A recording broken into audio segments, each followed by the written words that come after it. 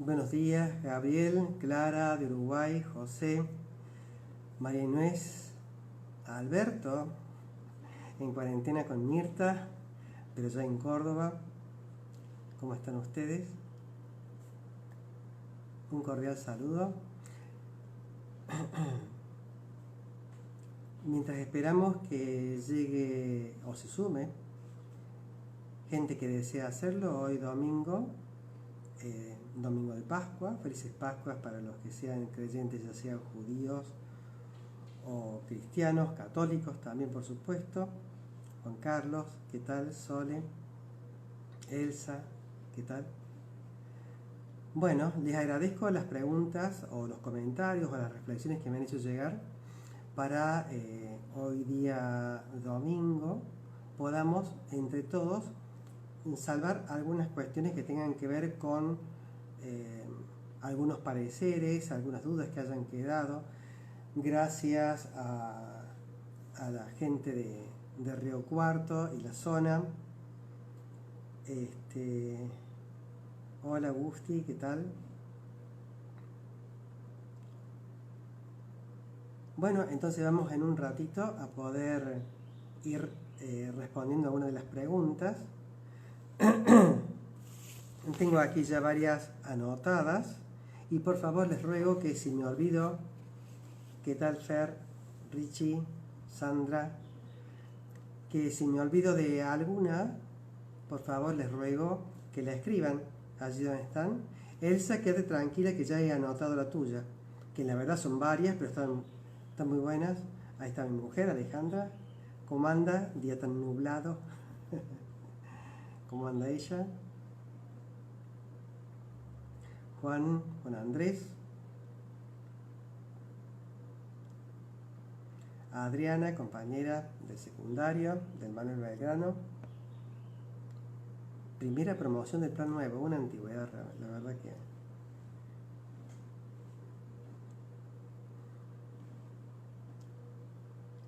Bueno, les recuerdo entonces que esta tarde vamos a seguir respondiendo las preguntas o transmitiendo algunas de las reflexiones de ustedes hacia la comunidad.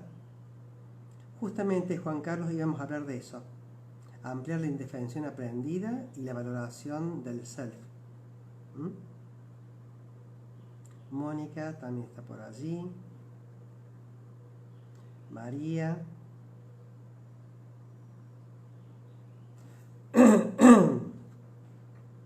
Bueno, les recuerdo que en el canal de YouTube Neurociencias y Mindfulness Dr. Caballero ya se encuentran todos los videos que gracias a Jorge hemos podido rescatar de la plataforma de Instagram en los vivos que estamos realizando y subirlo para poder compartir estas reflexiones y este aporte con todos ustedes. Les ruego que se suscriban al canal, denle al like a los videos y activen la campanita, cosa que les lleguen todas las notificaciones de los nuevos videos que estemos subiendo. Hola teacher, ¿cómo anda?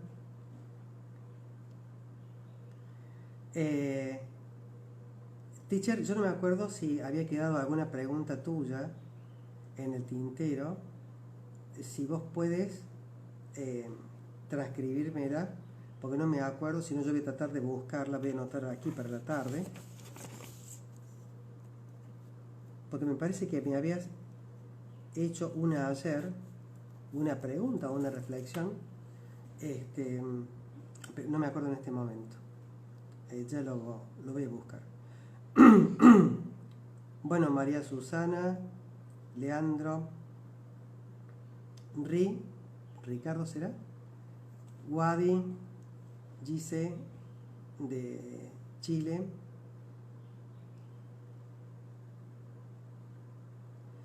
bueno, muy bien. Sol, ¿cómo estás? Buen día.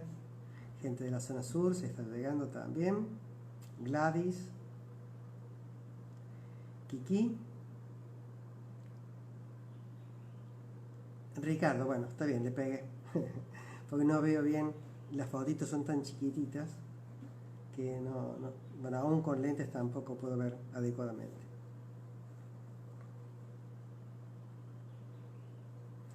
No sé si por allí estará Javier. A ver, dejen que busquen. Hasta Adriana también.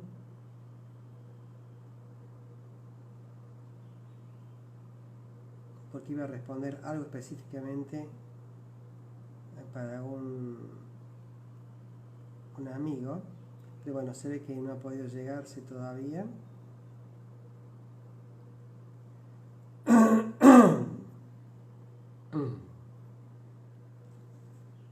Ah, el respeto, sí, Zulema, sí. Bien, vamos entonces a empezar con la pregunta de la teacher, Zulema, profesora de inglés.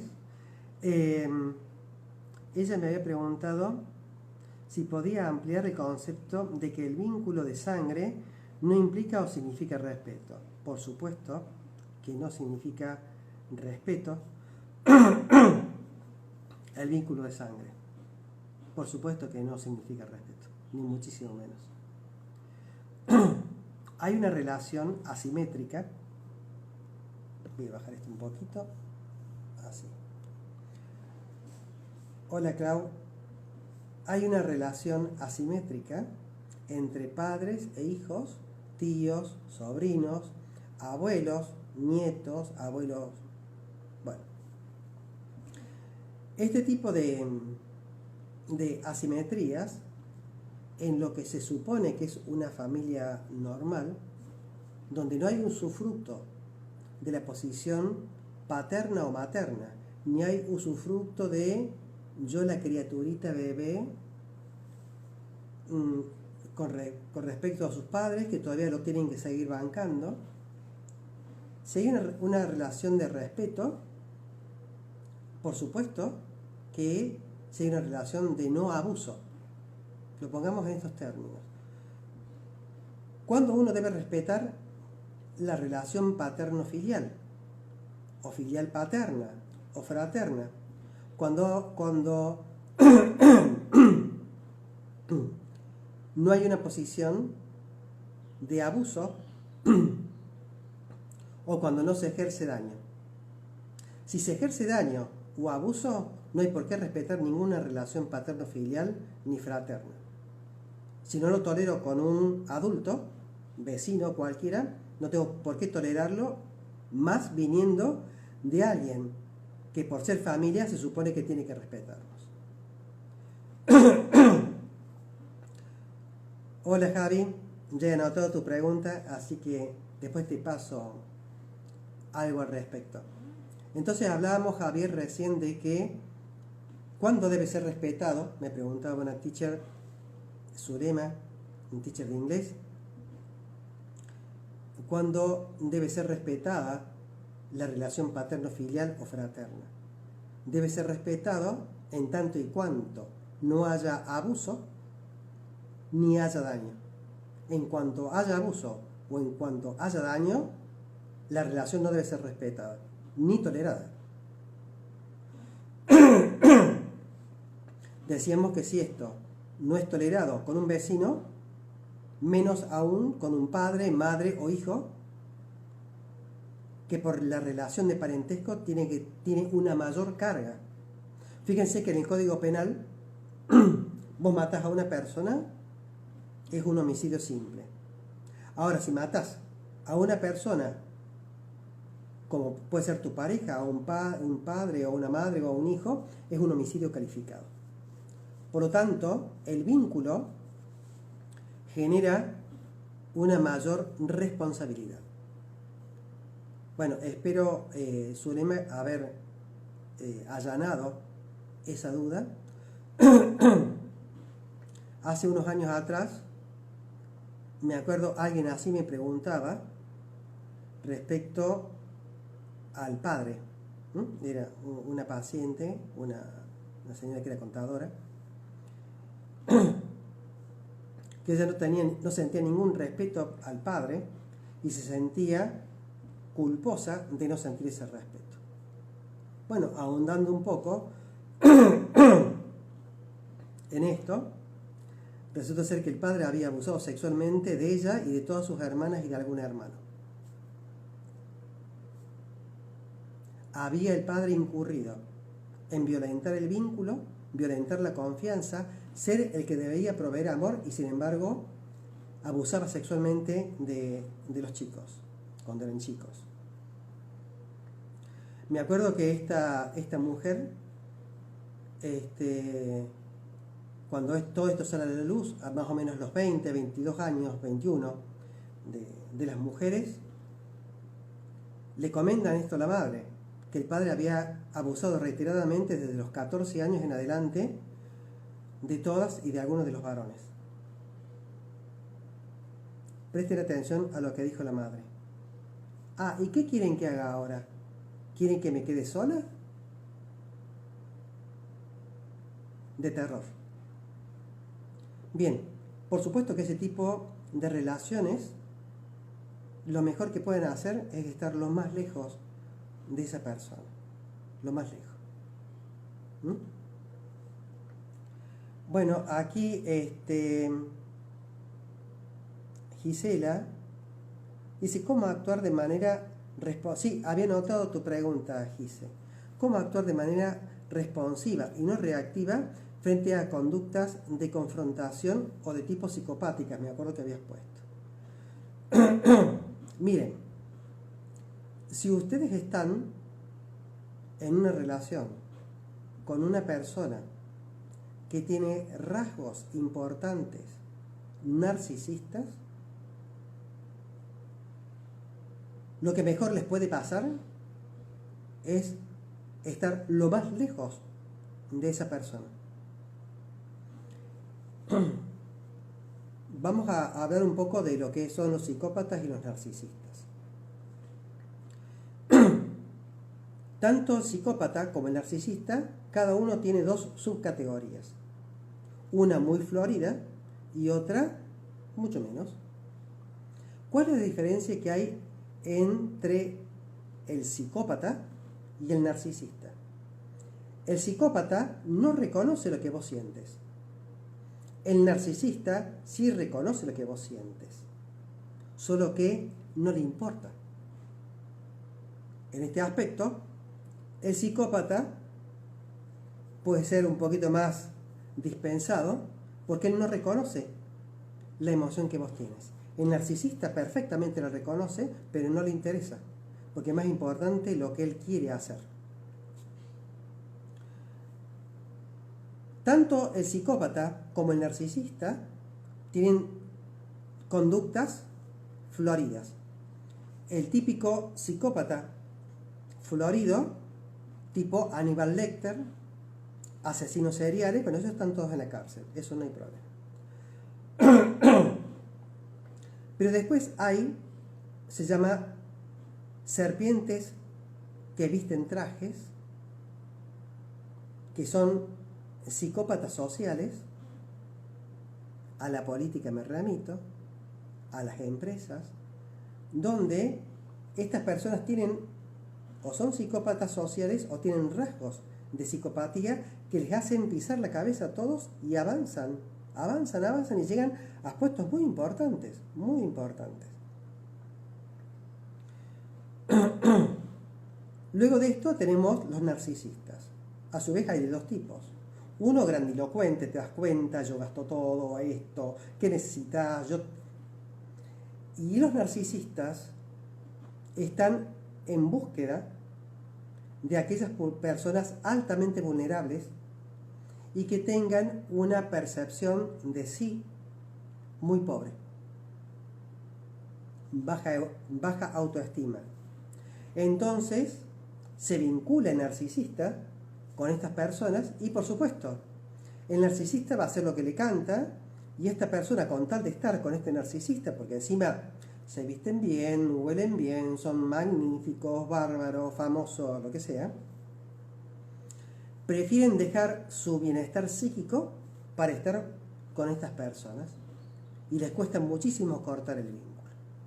Después están los narcisistas encubiertos, que son, ay, doy lástima, pobrecito, da lástima. Entonces, sobre todo atentas las mujeres, porque los rasgos narcisistas en el 80% son de los varones. Y te encontrás con las damas que se han vinculado con narcisistas, por supuesto, buenos mozos, tallados en piedra, bárbaros, estupendos, fantásticos, muy seductores. Y una paciente, me acuerdo, me decía, pero doctor, ¿qué quiere? ¿Que me quede sola? Prefiero sufrir, prefiero sentir dolor y sufrimiento a no sentir nada. Mucho cuidado con eso. Entonces, para Gise, la pregunta es cómo confrontar. Lo primero que vos tienes que hacer es reconocer que eso está frente a vos. Lo segundo es observar las evidencias y anotarlas en un cuaderno. ¿Qué evidencias? Que no te da bola, hace lo que quiere, te engaña, puede ser que te pegue, puede ser que te robe. Anda anotando esas evidencias. Y una sugerencia, si la persona con la que estás tiene rasgos narcisistas, necesitas terapia. Porque sola no vas a poder salir de ahí. Bien, vamos con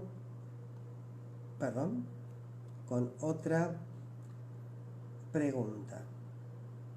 Acá pregunta María con respecto al apego. Vamos a seguir con el tema que veníamos. Si yo, por no estar sola, le doy características positivas de buena persona o objeto deseable, o persona deseable, a un narcisista, tengo un problema de apego.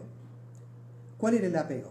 El apego, por definición, es dotar o dar características positivas a algo o a alguien que de por sí no la tienen. Te lo pongo al revés. ¿Qué es más negativo? ¿Llorar un poco por estar solo o sola? ¿O continuar en el sufrimiento de que alguien abuse de uno? Ojo, que uno es el que se pone en esa posición de ser abusado.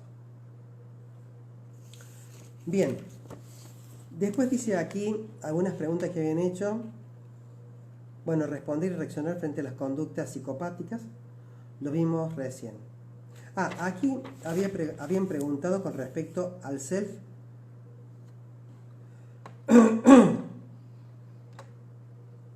Dice, el self y el self es el ego, el self es lo que está presente. Ambos, tanto el ego como el self, ambos están presentes en lo que se llama en el presente termodinámico. El presente termodinámico es el presente del reloj, que va tic, tic, tic, tic, va de atrás hacia adelante. Ese se llama presente termodinámico. Luego hay un presente cognitivo. El presente cognitivo es lo que ustedes han descubierto cuando meditan. Es como un espacio sin tiempo, donde hay solamente presencia y hay observación. Cuando hay presencia, observación y no juzgo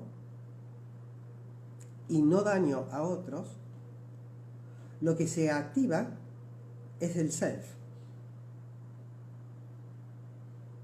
Lo que se activa es el self. Y esa activación del self hace que el ego quede protegido, que el ego no tenga que responder. Quien va a responder es el que tiene 60, 70, 40, 50, 30, la edad que ustedes tengan. No va a ser la estructura cognitiva infanto-juvenil. Esta mañana, de modo muy grato, me cuenta una practicante, ya de hace un tiempo, muy conocida, que esta mañana se había levantado con muchísima angustia, atravesada por una angustia, y se sienta al lado de la cama y empieza a observar esa angustia. E inmediatamente la interroga. A ver, angustia, a ver, temor, ¿cuántos años tienes? Y automáticamente fue al momento de que su padre estaba haciendo la varija para separarse de la madre cuando ella tenía 10 años. Al ratito nomás vuelve y se identifica con los 11 o 12. que es cuando, estando en la cocina, la mamá le dice que su tía había muerto. Muy buen trabajo. No vamos a decir nombres, pero ya sabes a quién me refiero. Eso es saber interrogar al síntoma. Pretender que este malestar no vuelva sería necio.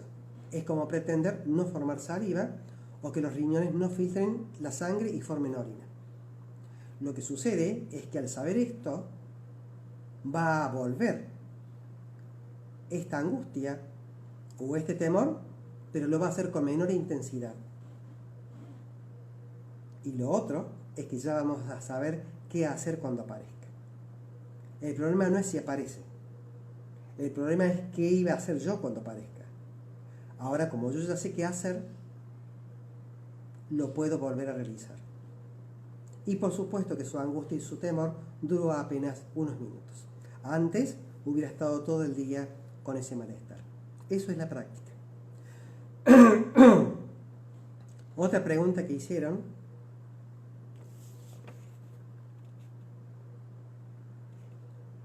¿cómo se relaciona el self con el ego? Bueno, el self con el ego se relaciona en la medida de que el self y el ego son confundidos como nuestra identidad. Cuando el sujeto está presa de su emoción, confunde su identidad con el ego.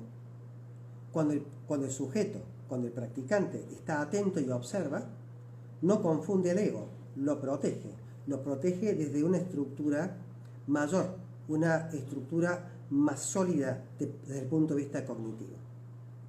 Cuando yo me asusto o me despierto asustado porque no sé cómo voy a pagar las deudas que tengo debido a esta cuarentena, sobre todo los profesionales liberales, los médicos que atendemos, pues yo atiendo mucho yo diría que el 50% de los pacientes los atiendo vía virtual, obviamente más los que son del extranjero o los que son de otras localidades o de otras provincias. Pero obviamente la gente que prefiere la intervención cara a cara, obviamente esas consultas no las tengo. Y ni hablemos de los médicos que por supuesto atienden en lo cotidiano y ahora han visto mermada su consulta en más de un 90%, justamente por este temor al coronavirus. Primero lo que tienen que hacer estos profesionales, médico, taxista, tenés una casa de ropa, boutique, primero, como yo lo anticipaba esta mañana en Instagram TV, primero no pretender que la realidad tenga las reglas de juego que yo quiero que tenga. Cuando uno juega al juego de la Oca, al Pictionary o al TED o al Ludo, tiene reglas. Y yo tengo que adaptarme a esas reglas. Ya de por sí las reglas no me gustan. Tengo un problema. Y si encima me resisto, tengo dos problemas. Y si encima no quiero hacer lo que debo hacer, tengo tres problemas en vez de uno. La aceptación radical es observar eso e ir en pos de mis objetivos. ¿Cuándo voy a sufrir como loco? Cuando yo pretenda cumplir todos mis objetivos, como si esto del coronavirus no existiera. Y les cuento que va para largo, mucho más largo de lo que nosotros pensamos. Mucho más largo de lo que nosotros pensamos. Es más, en algunos círculos docentes se está hablando de que el inicio de las clases va a ser después de las vacaciones de julio.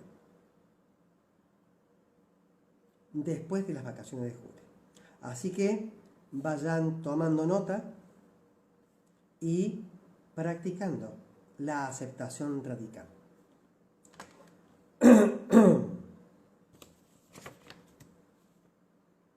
Otra de las preguntas es, ante una amenaza exterior, ¿quién se siente amenazado?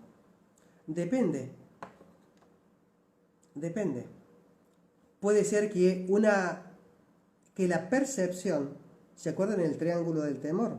Bueno, uno de los estamentos era sensación de amenaza, potencial, real o imaginaria. Sensación de amenaza, potencial, real o imaginaria. Eso despierta el temor y eso despierta el síntoma. A la amenaza tenemos que preguntarle, che, amenaza, ¿qué es lo que se siente atacado? ¿Qué es lo que se puede sentir vulnerado? Y las respuestas son dos, o el ego o el self. Para Elsa, que preguntó esto, una amenaza no es el problema, es la sensación de amenaza. Y puede ser que la sensación de amenaza te haga sentir temor. Y puede ser que se sienta amenazado el ego y no el self. Por lo tanto, la percepción de amenaza, no importa por dónde venga, la respuesta va a ser o el self o el ego.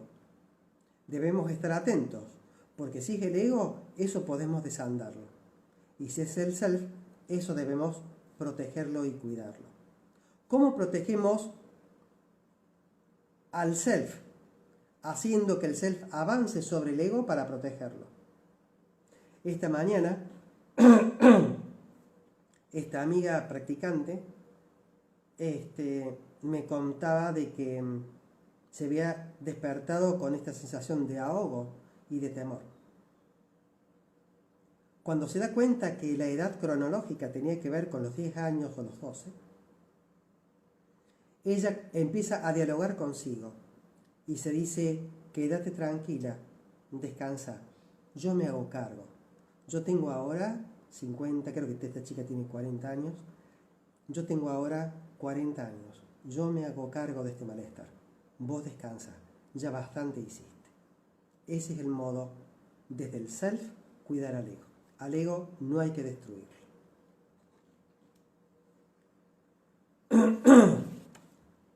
Otra de las preguntas, acá dice, prolongar esa apnea significa no respirar, ¿no? Entonces, cuando uno está atento y habita ese silencio al final de la exhalación, puede uno estar tentado a ese silencio, prolongarlo un poquito más y observar qué pasa. No pasa nada. Hacelo, háganlo, exploren eso. No pasa nada. Les cuento una cosa, por más que no quieran, van a volver a respirar. Así que de eso no se van a morir. Explórenlo. Y por supuesto que luego la próxima inhalación va a ser más profunda. Pero eso no depende de ustedes. Pero el que lo quiera explorar, hágalo. No hay ningún problema.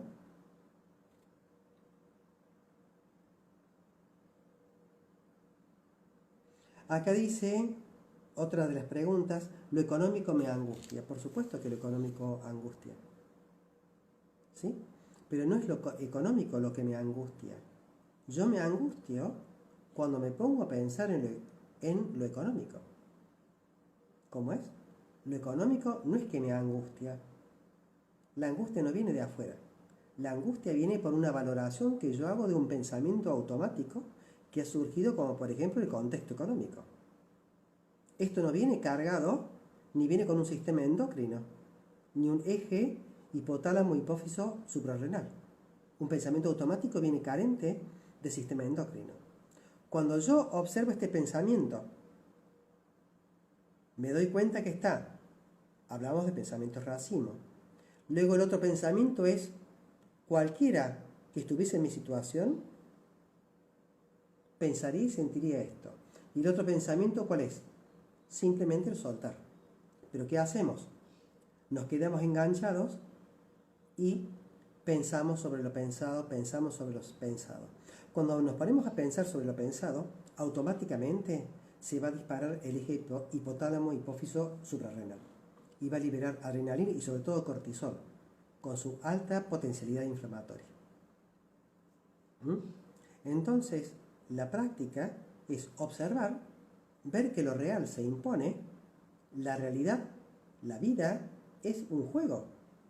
Y la vida pone las reglas, no las ponemos nosotros.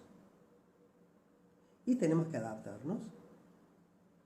¿Ustedes creen que son los únicos que no pueden pagar una factura?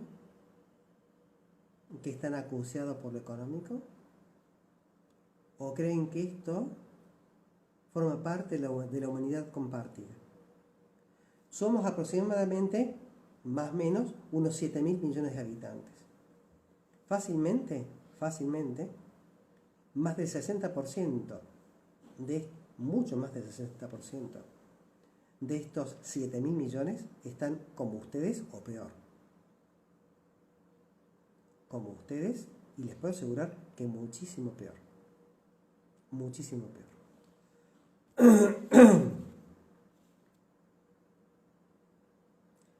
Obviamente, este amigo me dice, con la práctica me doy cuenta que se reduce el malestar de la incomodidad o del temor por lo económico. Pero vuelve a aparecer y lo que hay que hacer es volver a hacer lo que hemos dicho. Observo el pensamiento que ha aparecido, le doy lo que se llama el nivel de la humanidad compartida y luego suelto. Luego suelto ¿para qué? No para volver a rumiar, para volver a lo que tengo que hacer. Si tengo que atender, tengo que atender. Si estoy estudiando, estoy estudiando. Es muy importante que la gente que no tenga una disciplina se genere una disciplina diaria para esto. En la cárcel, la gente que está detenida, que está presa, tiene rutinas estrictas. A las 6 de la mañana se levantan, 6:15 tienen que salir del baño, a las 7 están desayunando, 7:30 hacer otra cosa, a las 8 otra, a las 9 entran al trabajo, hasta las 12 y así. No se deja que cada uno haga lo que quiera. Y más vale que cumplan las reglas.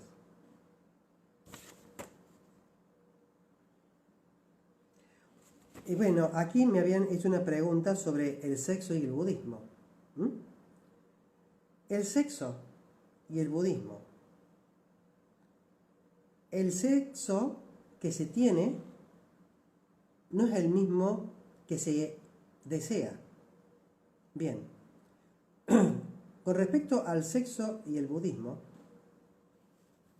es un tema interesante, pero lo voy a tratar de resumir de un modo sencillo. En el budismo, yo te diría que está todo, absolutamente todo permitido, en tanto y en cuanto no se vulnere un imperativo categórico y moral. ¿Cómo es? Desde la práctica budista, todo tipo de relación sexual está permitida, salvo que se vulnere la seguridad del prójimo. Esto significa que el principio de no daño es un imperativo categórico y moral. Lo repito, desde la perspectiva budista, el sexo es un producto más. El imperativo categórico que debe regir la práctica sexual es el no daño. Es el no daño. Por lo tanto, dentro de las relaciones sexuales está todo permitido, en tanto y en cuanto no dañes y haya consentimiento de las partes. No importa si son 2 o 3 las partes, eso es otra cosa. Un modo de no dañar, ojo, un modo de no dañar es no engañar, porque ese es otro modo de daño también.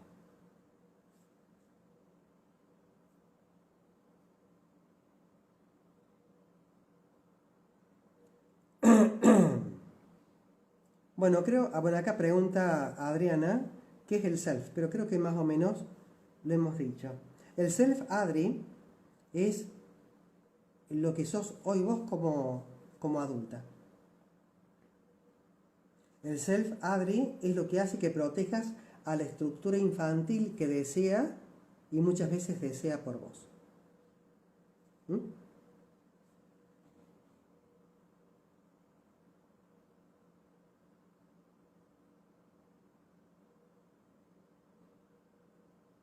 Ah, perfecto. La mamá de Lourdes, Carla. Bien.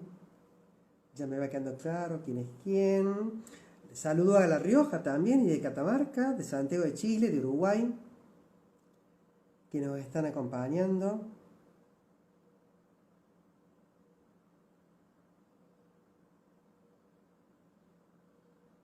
Alejandro dice, estar lo más lejos de ambos, ¿sí? Tanto del psicópata, por supuesto, y del narcisista. Miren, hay patologías mucho más frecuentes eh, en las mujeres y otras más en los varones. En las mujeres, por ejemplo, es la bipolaridad. Es muchísimo más frecuente en la mujer que en el varón. Un 80% contra un 20%. Es mucho más frecuente en la mujer, casi un 95% o más, los trastornos alimentarios como anorexia y bulimia. Es mucho más frecuente en la mujer el trastorno borderline. Los trastornos borderline es un trastorno gravísimo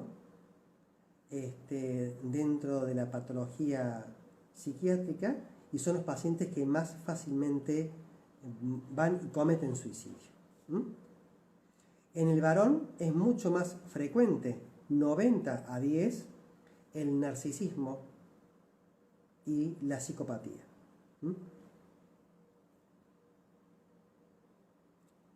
Bueno, ¿qué tal, Hernán, Dani? Espero, bueno, de algún modo haber aclarado algunos tópicos en particular. Esta tarde a las 19 vamos a continuar con tratando de responder a algunas de las preguntas que haya quedado durante la semana. Bien, vamos entonces a meditar.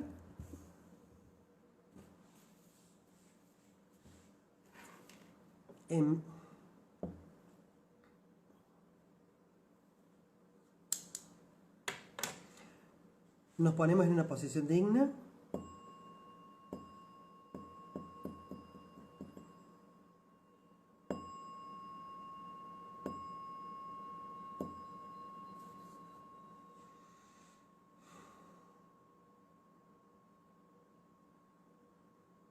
Espalda recta.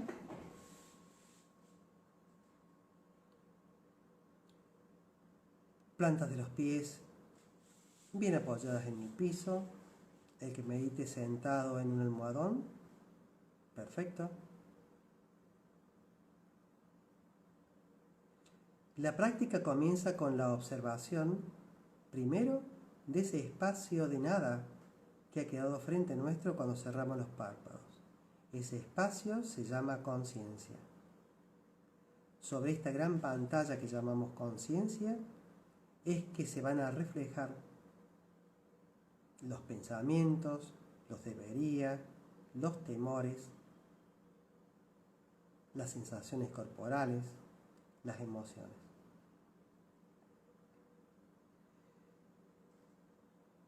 El segundo paso es observar cuándo nuestro cuerpo quiere inhalar y exhalar sin interferir voluntariamente en la mecánica respiratoria. De más está decir que debemos llevar el foco de la atención hacia la exhalación, dado que es más larga, más fácil de reconocer, más fácil de explorar.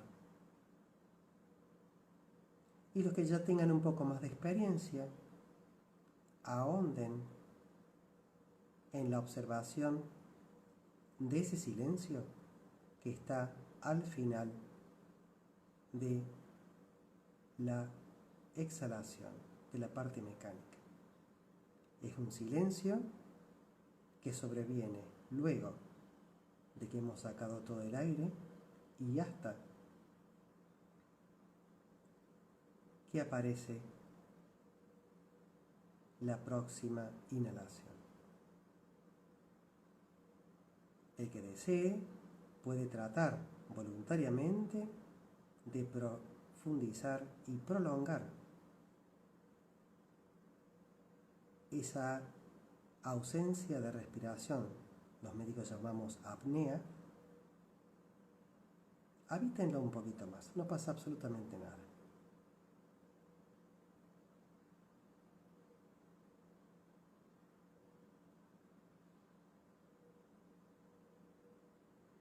Ese espacio de silencio es un espacio donde se puede perfectamente observar las sensaciones corporales relacionadas con la ausencia de pensamientos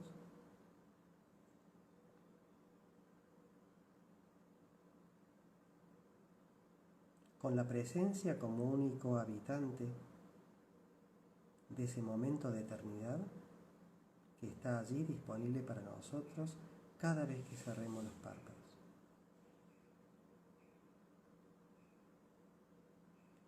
Esa sensación corporal de liviandad y de desconexión que se encuentra allí en ese silencio al final de la exhalación,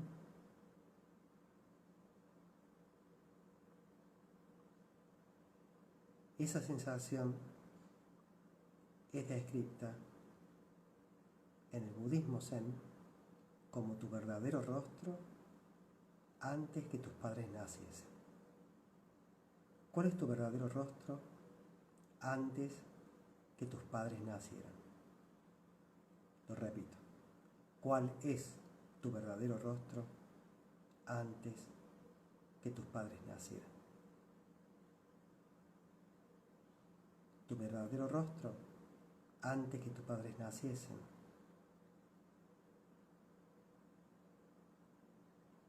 es el mismo que entrar al ladrido del zorro.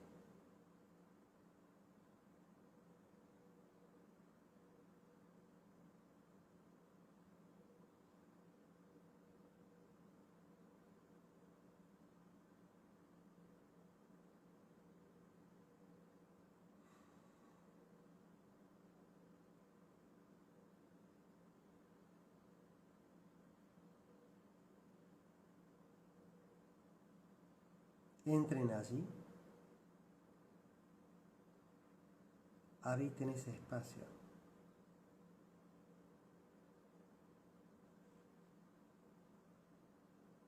No hay nada ahí, Laura, que no seas capaz de comprender.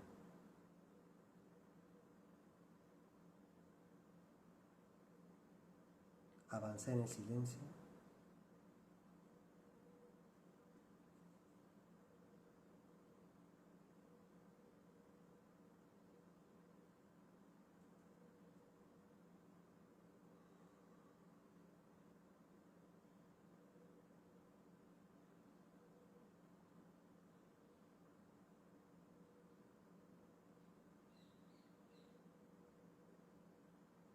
No te detengas, Javier.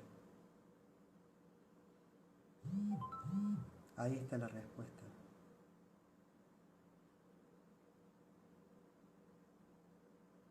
Perfectamente vas a saber qué hacer.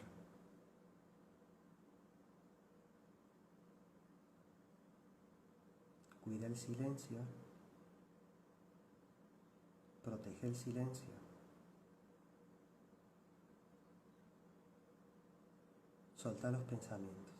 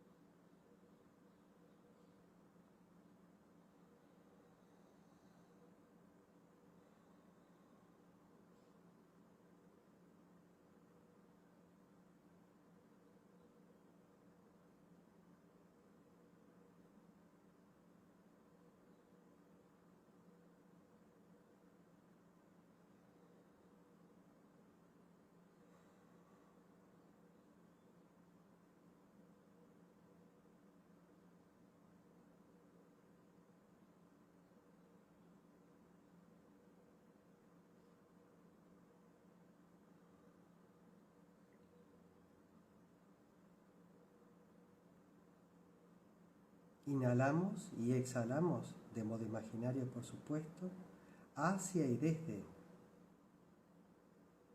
ese espacio de conciencia que se abre frente nuestro, sin interferir en la mecánica respiratoria, salvo que quisiéramos explorar ese silencio al final de la exhalación. No hay ningún problema, háganlo si lo desean.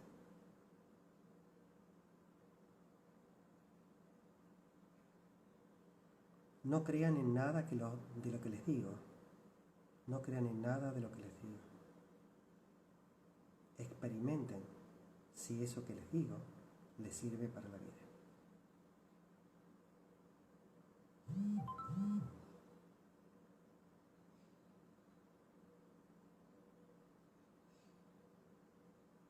Abandónense a ese espacio de silencio al final de la exhalación.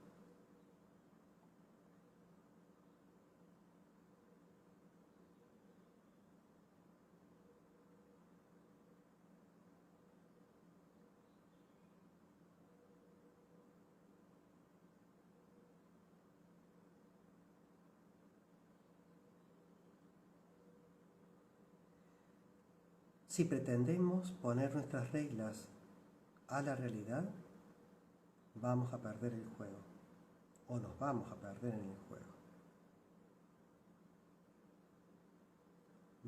Vamos a estar yendo y viniendo sin saber a dónde ir. No siempre se pierde.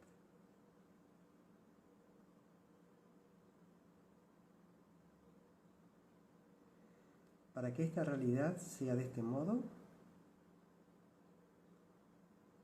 debieron de sucederse millones y millones y millones de interacciones, condiciones y causalidades. ¿Por qué deberíamos nosotros entonces luchar contra lo que es?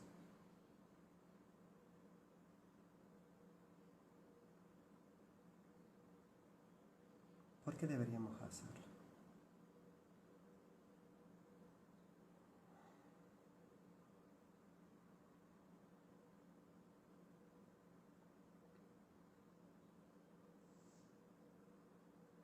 Relajen los músculos de la cara, esbocen una media sonrisa. Cuando exhalen, dejen que su cuerpo caiga ligeramente hacia adelante.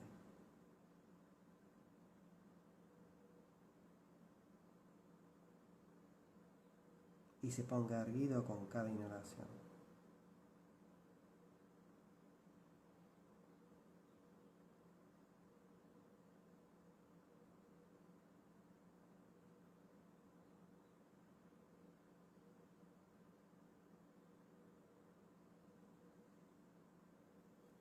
Suelten los pensamientos.